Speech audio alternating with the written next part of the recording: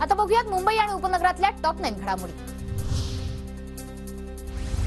मुंबईला पाणी पुरवठा करणाऱ्या धरणांमध्ये पाणी 31 जुलैपर्यंतच पुरेल अशा पद्धतीने नियोजन करण्याचे आवाहन मुंबई महापालिका प्रशासनाकडून बैठकीत निर्णय। सर्वांनी पाण्याचा वापर हा काटकसरीने करण्याचे आवाहन। मुंबई विद्यापीठाचा शैक्षणिक वर्षाचा निकाल जाहीर। वाणिज्य शाखेतील तृतीय वर्षातील 57% विद्यार्थी अनुत्तीर्ण।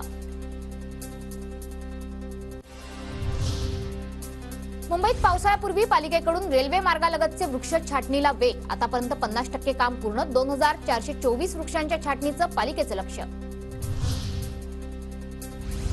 अवैध वाहतूक करणाऱ्या खासगी बसवर आरटीओची नजर। मुंबई शहरातील महामार्गावर अवैध वाहतूक करणाऱ्या 10 बसगाड्यांवर कारवाई। कैद्यांनाही वैद्यकीय उपचार मिळण्याचा अधिकार। उच्च न्यायालयाने एका कैद्याला अंतरिम वैद्यकीय जामीन मंजूर करताना नोंदवलं निरीक्षण। लसणाच्या उत्पादनात घट कायम आणि दरातही वाढ। एपीएमसी बाजारात लसणाची 100 ते 250 रुपयांनी विक्री।